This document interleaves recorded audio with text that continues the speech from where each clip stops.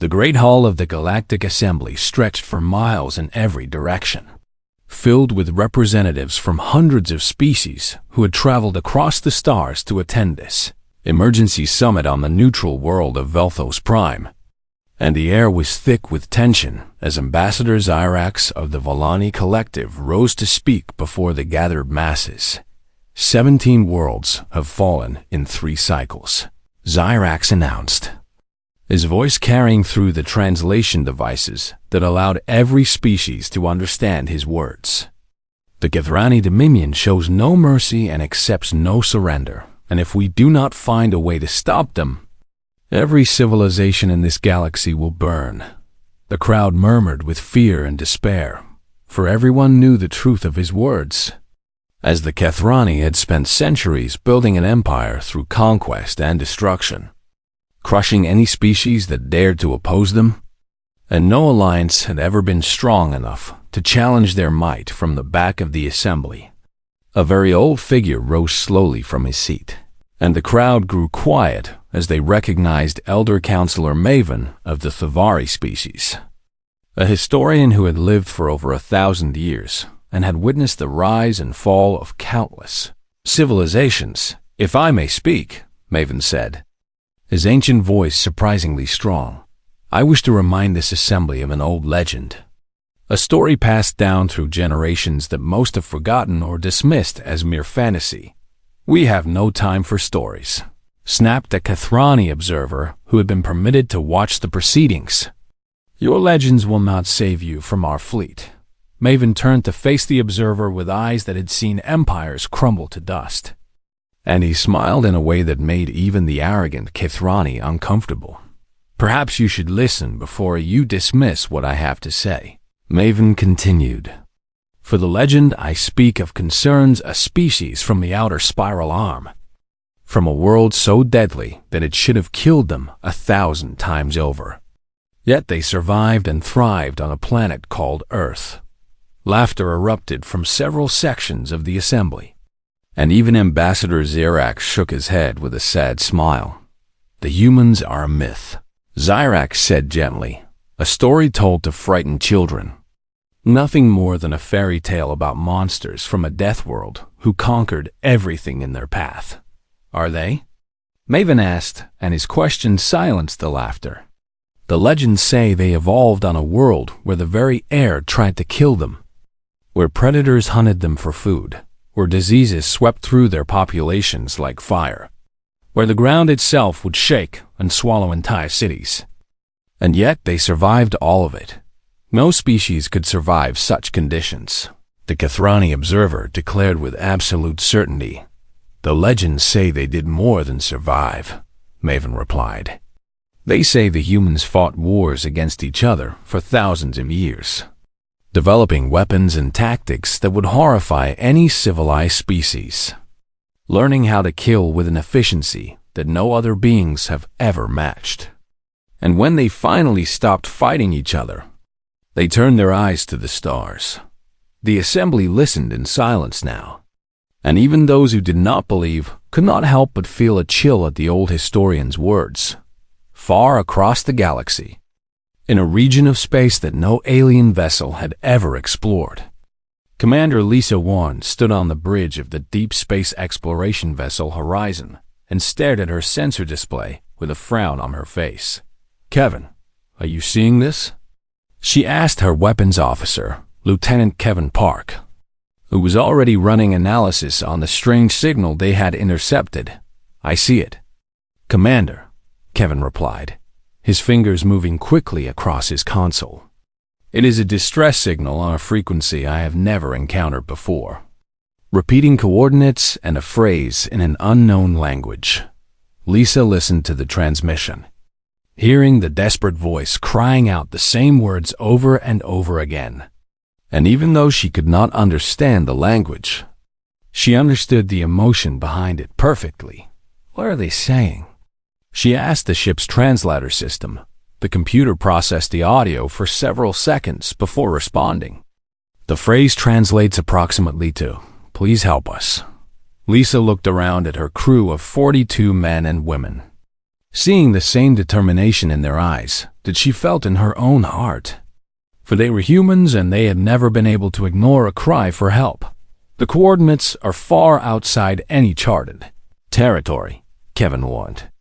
We would be going in blind with no backup and no idea what we might find. Someone out there is asking for help, Lisa said simply. And we are the only ones who heard them. She did not need to say anything else, for her crew understood. And within minutes, the horizon had changed course and was racing toward the unknown at maximum speed. The journey took 3 days. And during that time, Lisa reviewed everything she knew about the region they were entering, which was almost nothing, as no human ship had ever traveled this far from explored space when the horizon finally dropped out of faster-than-light travel. Lisa felt her heart stop at the sight that greeted them, a beautiful blue and green world hung in space before them. Or at least it had been beautiful once, but now fires raged across its surface and massive warships filled the sky around it. And even as Lisa watched, she saw beams of energy strike the planet below, destroying cities and killing millions of innocent beings.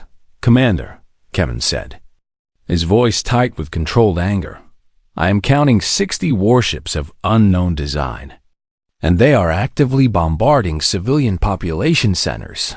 Lisa stared at the destruction, at the murder happening right before her eyes, and she thought of all the stories she had heard about human history, about the times when good people had done nothing while evil flourished. And she knew she could not be one of those people. "Battle stations," she ordered, her voice calm and steady despite the fear in her heart. "Commander, we are one ship against 60, Kevin pointed out. Though he was already powering up the weapon systems, "I can count." "Lieutenant," Lisa replied, "but those are civilians down there. Children and families who have done nothing wrong. And I will not sit here and watch them die without doing something about it." The horizon moved forward, a single small vessel against an armada of destruction, crewed by humans who had inherited thousands of years of courage and defiance from their ancestors on the planet below. A young alien child looked up at the burning sky and pointed at the strange new ship approaching the enemy fleet. And his mother held him close and whispered a word she had learned from her own grandmother's stories. A word from an ancient legend she had never believed until this very moment. "Humans," she whispered. And for the first time since the attack began, she felt something she had almost forgotten. She felt hope. Fleet Commander Vorath stood on the bridge of his flagship, the Dominion's Wrath, watching the strange little vessel approach his armada with what could only be described as either incredible courage or complete stupidity. "What is that?" he asked his sensor officer, gesturing at the unknown ship with one of his 4 clawed hands. "Unknown design, Commander," the officer replied after checking his instruments. "The configuration does not match any species in our database, and the whole material is unlike anything we have encountered before." Vorath studied the approaching vessel with curiosity, rather than concern, for it was tiny compared to his warships, barely larger than one of his escort frigates. And he commanded 60 of the most powerful ships in the Kethrani fleet. "Open a communication channel," Vorath ordered. "I want to see what kind of fools would fly a single ship against my entire fleet." The view screen flickered to life, and Vorath found himself looking at a creature that made him pause for just a moment. For the being on the screen matched the ancient descriptions he had heard in childhood stories. Stories he had dismissed as nonsense centuries ago. The creature had smooth skin, 2 arms, 2 legs, and eyes that stared at him with an intensity that Vorath found strangely unsettling. "I am Commander Lisa Warren of the United Terran vessel Horizon," the creature said, and the translation came through clearly. "You will cease your attack on this planet immediately and withdraw your forces from the system." Vorath stared at the screen for several seconds before bursting into laughter, a harsh clicking sound that echoed through his bridge. You are either very brave or very foolish." "Commander Wan," he replied once his amusement had faded, "I command 60 warships, each one capable of destroying your vessel 100 times over, and you dare to give me orders?" "I am not giving you orders," Lisa responded, and her voice remained calm despite the overwhelming odds against her. "I am giving you a warning, and I suggest you take it seriously." "A warning?" Vorath laughed again. "What could you possibly do to threaten me?" "Let me show you," Lisa said. And the transmission and Dedvareth shook his head at the arrogance of this unknown species, whoever they were. And he turned to his weapons officer with a dismissive wave. "Destroy that ship," he commanded. "Make it quick. I want to finish cleansing this planet before the day cycle ends." 3 Kethrani cruisers moved to intercept the horizon, their weapons charging as they closed the distance. And Vorath expected the battle to be over in seconds. He was wrong.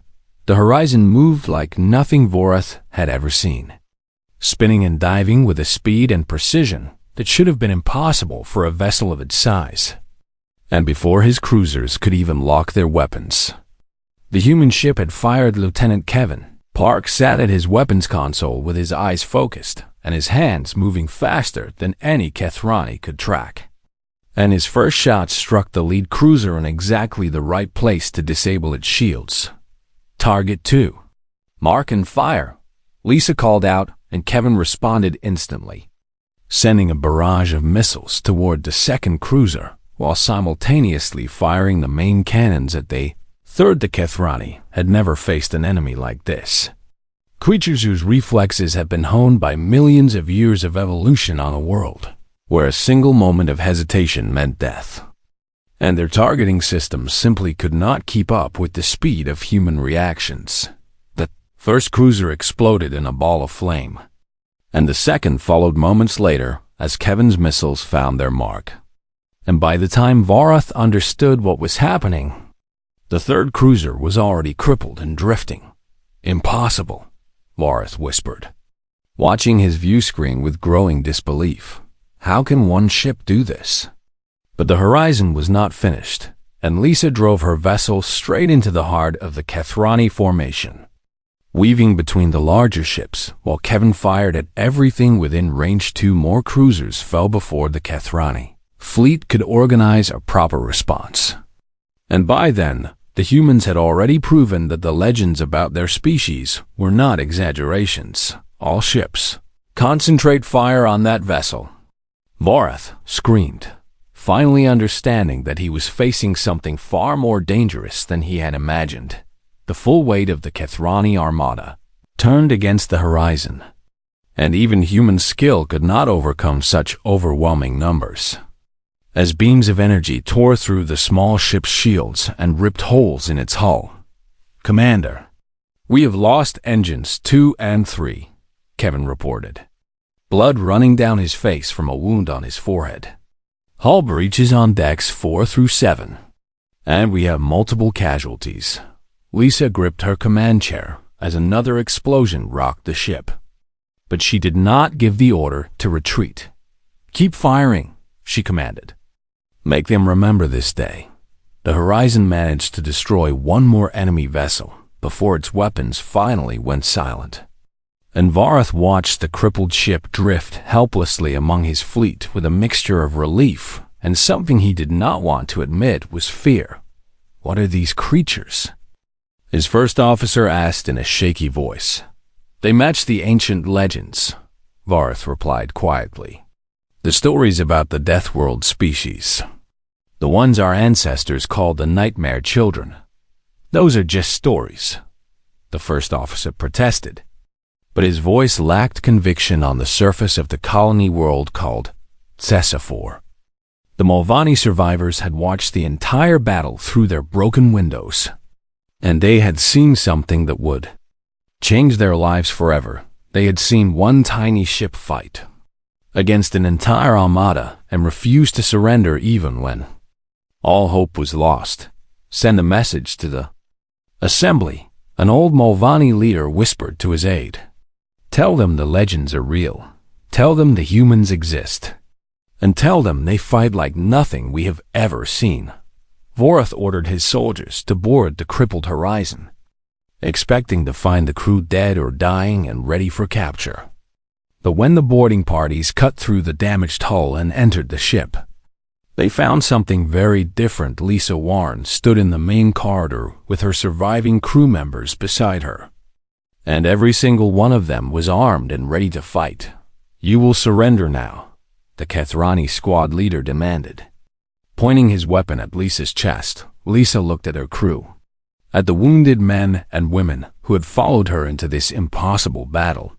And she saw no fear in their eyes, only determination. "Humans do not surrender," she replied. And then she attacked. The Kethrani soldiers outnumbered the humans 10-1. But they had never fought an enemy in close combat before, never faced creatures who had evolved as predators on a world where everything tried to kill them. The battle in the corridors of the Horizon was brutal and bloody. And when it finally ended, Vorath received a report that chilled him to his core. "They fought until we overwhelmed them with numbers," the surviving squad leader reported, his voice shaking. "They would not stop. They would not yield, and they killed 30 of our soldiers before we finally subdued them." Vorath stared at the image of the captured humans on his screen, battered and bloody but still defiant, and he felt something he had never experienced in his long career of conquest. He felt afraid. Admiral Marcus Cole stood in the command center of United Terran headquarters on Earth, watching the emergency transmission from the Horizon play across the main screen for the third time. And each viewing made his blood burn hotter with anger. The message had traveled for days across the vast emptiness of space before reaching human territory, and it contained everything Commander Lisa Warren had managed to record during her encounter with the Kethrani. Fleet footage of burning cities filled the screen, images of alien civilians running in terror as energy beams struck their homes, recordings of children screaming as their parents tried to shield them from the devastation raining down from above. "These are the Kethrani Dominion," Lisa's voice narrated over the horrific images. "They have destroyed 17 worlds and killed billions of innocent beings. And they will not stop until someone stops them." The transmission ended with Lisa's final words, spoken just moments before the Kethrani boarded her ship. "They need us." Marcus turned away from the screen and faced the assembled admirals and generals who had gathered for this emergency meeting. Seeing the same fury in their eyes that burned in his own heart, "We have confirmed that the Horizon was captured," he reported. "Commander Warren and her surviving crew are being held as prisoners, and the Kethrani have shown no interest in negotiating for their release." "What do we know about these Kethrani?" General Patricia Hayes asked, leaning forward in her chair. "Our intelligence is limited," Marcus admitted. "But from what Commander Warren was able to transmit, they are a militaristic empire that has been conquering other species for centuries. And they view all other beings as inferior creatures fit only for slavery or extermination." The room fell silent as everyone processed this information, and Marcus could see the weight of decision pressing down on every shoulder. "The question before us is simple," he continued. "Do we go to war to stop them, or do we stay in our own territory and hope they never find us?" The debate that followed lasted for hours, as representatives from every branch of the military and every region of human space argued their positions. Some spoke of caution, warning that humanity had never fought an enemy this large, and that a war with the Kethrani could cost millions of human lives. Others pointed out that the Kethrani would eventually expand into human territory anyway, and that fighting them now while they were occupied with other conquests would be better than waiting until humanity stood alone.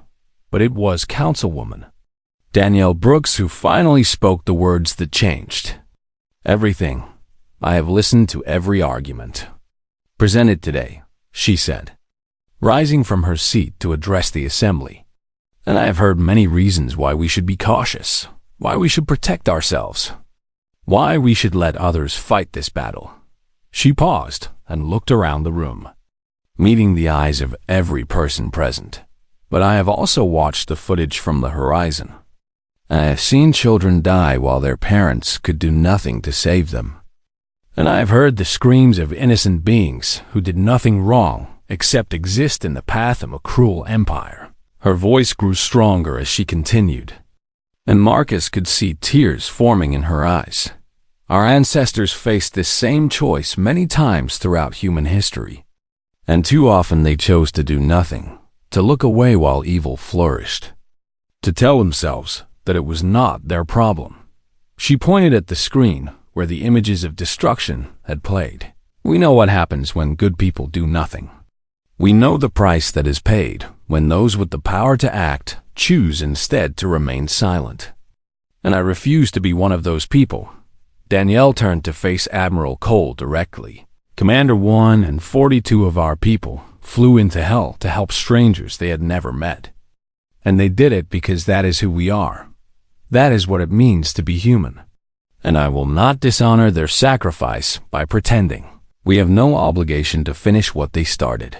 The vote was held 1 hour later, and the result was unanimous. Humanity would go to war on the other side of the galaxy. The Galactic Assembly had gathered once again, but this time the mood was different. For a refugee ship from Thesa had arrived with survivors who had witnessed something incredible. They came out of nowhere. The old Malvani leader testified before the assembled representatives. A single ship against 60 Kethrani warships. And they fought like nothing we have ever seen. One ship cannot fight 60. Ambassador Zyrax protested, though his voice lacked its usual confidence. We watched them destroy 6 cruisers before they were overwhelmed. The Malvani continued, and when the Kethrani boarded their vessel, the crew fought hand-to-hand rather than surrender. Elder Counselor Maven rose slowly from his seat, and the assembly fell silent. "Did you see them?" he asked, his ancient voice trembling with emotion. "Did you see what they looked like?" The Malvani leader nodded and described the beings he had seen on the transmission from the human ship. Creatures with smooth skin and fierce eyes. Beings who matched the ancient legends in every detail. The legends were true, Maven said. And for the first time in centuries, there were tears in his old eyes. The humans are real.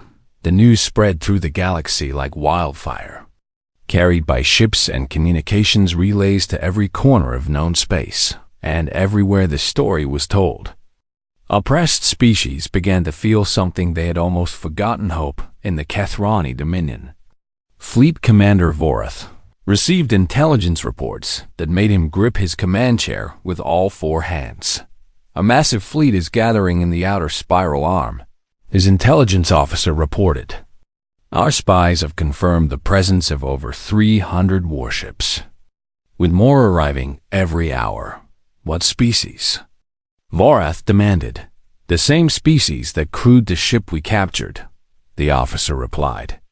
The ones the legends call humans. Vorath thought of the battle above Thesa, of the single small ship that had destroyed 6 of his cruisers before being overwhelmed, of the crew that had fought to the death rather than yield, and now 300 ships were coming, crewed by beings who had proven they would not surrender, would not retreat, would not stop fighting until they won or died. "Send word to the High Command," Vorath ordered, his voice steady despite the fear growing in his hearts. "Tell them the legends are coming, and they are coming for war on the bridge of the carrier Redemption." Admiral Marcus Cole looked out at the assembled fleet of humanity. 347 warships, crewed by men and women who had chosen to fight for strangers they would never meet.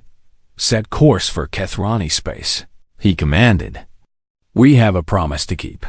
The fleet moved as one, a force of nature born from a death world. Children of Earth who had inherited the courage and fury of their ancestors. The legends were coming, and they were angry. The united Terran fleet emerged from faster-than-light travel at the edge of Kethrani territory like a storm breaking over a peaceful sea. 347 warships arranged in perfect formation, their weapons charged, and their crews ready for battle. Admiral Marcus Cole stood on the bridge of the carrier Redemption, surrounded by his command staff, and he looked out at the stars that no human had ever visited before. "Open a channel to all frequencies," he ordered. "I want every being in this sector to hear what I have to say." The communications officer nodded and activated the broadcast, and Marcus spoke words that would echo through history. "This is Admiral Marcus Cole of the United Terran Fleet, and I am speaking to the Kethrani Dominion and to all the species they have conquered and enslaved." He paused to let his words reach every receiver in range. "We have come to demand the immediate release of our people being held prisoner, and we have come to end your attacks on civilian populations. But we have not come to conquer or to destroy." His voice hardened with determination. "We have come to give you a choice. Surrender now and face justice for your crimes, or fight us and learn why our ancestors were called the Nightmare Children of the Galaxy." The Kethrani High Command responded within the hour, and their message was exactly what Marcus had expected. "You are primitives from an unknown world," the High Commander declared in his transmission. "We have conquered dozens of species stronger than you, and we will crush your pathetic fleet like insects beneath our feet." Marcus smiled at the arrogance in the Kethrani's words, for he had studied their tactics and their history, and he knew they had never faced an enemy like humanity. "They have chosen war," he announced to his fleet. "Let us show them what war really means."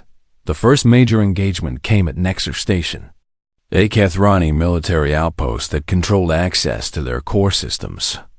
Defended by 50 warships and a massive orbital fortress, the humans brought 100 vessels to the battle, and the Kethrani commander felt confident that the odds were close enough to guarantee victory. He was very wrong. Human combat doctrine had been developed through thousands of years of warfare, refined in conflicts that had killed hundreds of millions, and perfected by a species that had fought itself with such ferocity that no other beings could imagine it. Admiral Cole implemented strategies drawn from every great military mind in human history: coordinated attacks that divided the enemy forces, feints that drew ships out of position, and devastating strikes that targeted command vessels and communication. Notes Captain Ryan Torres led a squadron of fighters through the heart of the Kethrani formation, weaving between massive warships while his pilots picked off gun emplacements and sensor arrays. "Torres, you are too deep in enemy territory," Marcus warned over the communication channel. "Pull back before they surround you." "Negative, Admiral," Ryan replied, his voice calm despite the chaos around him. "I have a clear shot at their command ship, and I am taking it." His squadron dove toward the Kethrani flagship, dodging fire from a dozen defense turrets, losing 2 fighters to enemy weapons, but never slowing down. Ryan's missiles struck the command ship's bridge at the exact moment his cannons pierced its reactor shielding, and the massive vessel exploded in a ball of fire that lit up the entire battlefield. "Command ship destroyed," Ryan reported, pulling his damaged fighter away from the debris. "All remaining fighters, regroup and hit their supply vessels."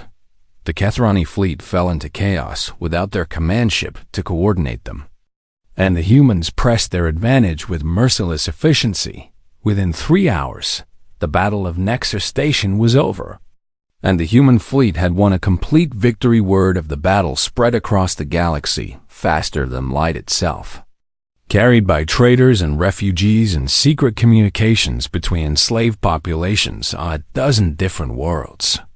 Beings who had lived under Kethrani oppression for generations heard the news and felt something stir in their hearts on the mining planet of Culver 7, where the Kethrani had enslaved the native population to dig precious minerals from the ground. A young worker named Telex heard a whisper from a traveler passing through the labor camps. "The humans are real, and they are winning."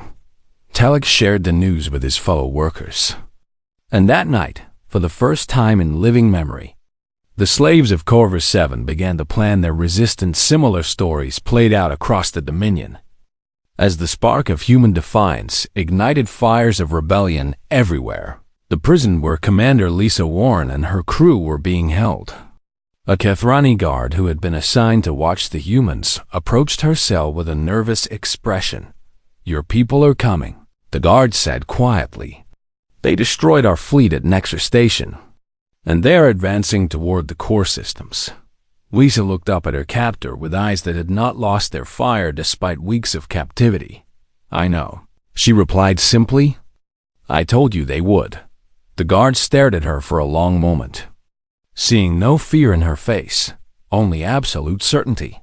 "What are you?" he asked, and for the first time, his voice held something other than contempt.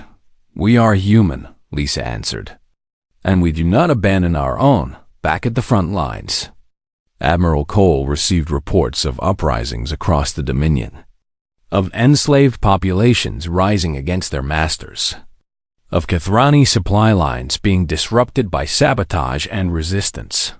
"The galaxy is waking up," his intelligence officer reported. "Species that have been conquered for centuries are hearing about our victories, and they are starting to believe they can be free." Marcus nodded, understanding the weight of responsibility that had fallen on human shoulders. "Then we cannot fail them," he said. "Order the fleet to advance.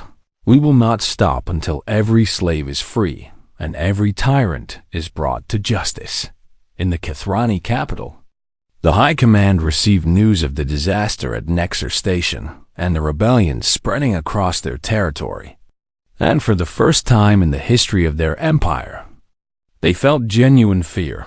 "How is this possible?" the High Commander demanded. "They are one species from one world. How can they defeat us?"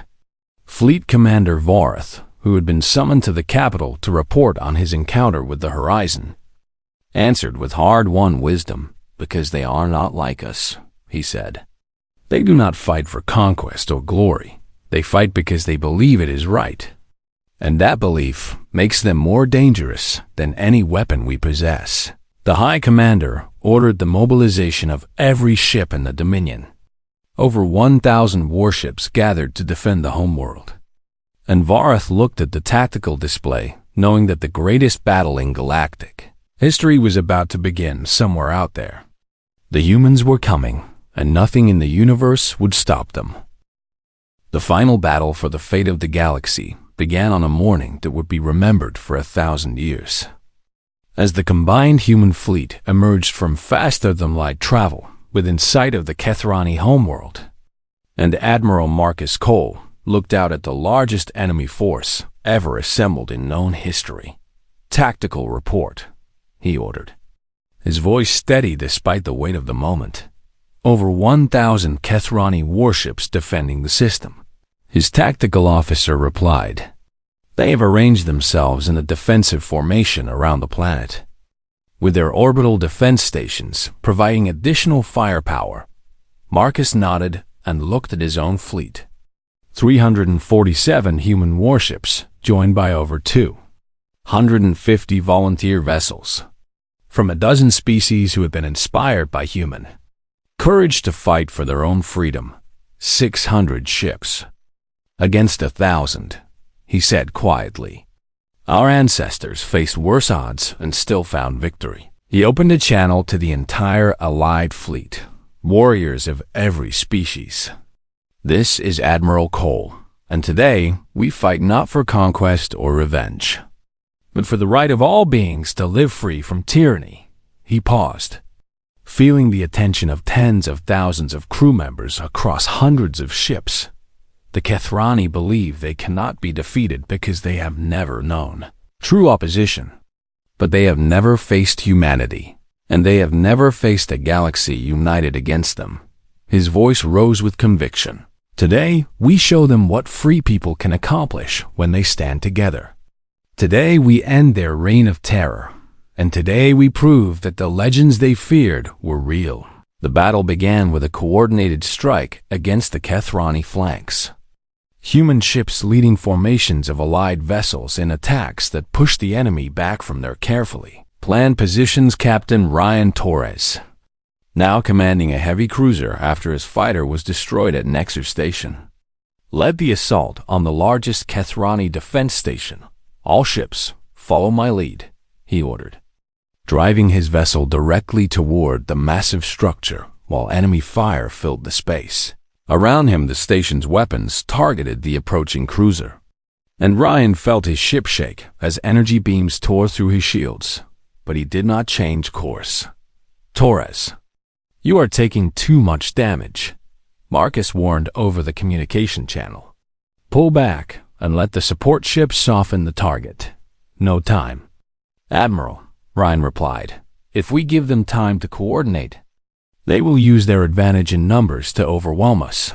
He looked at his crew, men and women who had followed him through every battle of this campaign, and he saw no fear in their eyes. "All hands, prepare for ramming speed." The cruiser's engines roared to full power, driving the damaged vessel directly toward the defense station's reactor core. And Ryan Torres smiled as he gave his final order. "It has been an honor." The cruiser struck the station at maximum velocity, and the resulting explosion destroyed the massive structure in a ball of fire that was visible from the planet's surface. Ryan Torres and his crew died as heroes, and their sacrifice opened a gap in the Kethrani defenses that the Allied fleet exploited immediately on the surface of the Kethrani homeworld. Millions of civilians watched the battle rage in their sky, and for the first time in their species' history, they saw their mighty fleet being pushed back by an enemy that refused to yield in the prison where Lisa Warren and her crew had been held. The guards had fled to join the defense, leaving the humans locked in their cells with no way to escape. But Lisa had not spent her weeks of captivity doing nothing, and when the moment was right, she produced a makeshift key fashioned from stolen materials and freed herself. "Everyone up," she commanded her surviving crew members. "We have work to do." The humans fought their way through the prison, overwhelming the few guards who remained, and Lisa led them to the facility's communication center. "What are you planning?" Kevin Park asked, limping along beside her with injuries that had never been properly treated. "The Kethrani have been hiding their atrocities from their own people," Lisa replied. "They have told their civilians that we are monsters, that we attack without provocation, that we want to destroy their species." She reached the communication console and began accessing the planetary broadcast network. "It is time to show them the truth." Across the Kethrani homeworld, every screen suddenly displayed footage that Lisa had been collecting since her capture. Images of the burned worlds, recordings of Kethrani soldiers killing civilians, evidence of the crimes their government had committed in their name.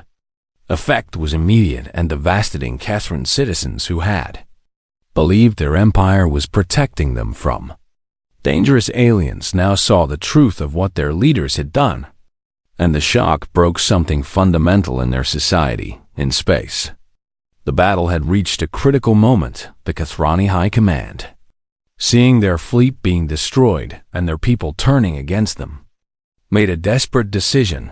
"Activate the planet killer weapon," the High Commander ordered, his voice hollow with defeat.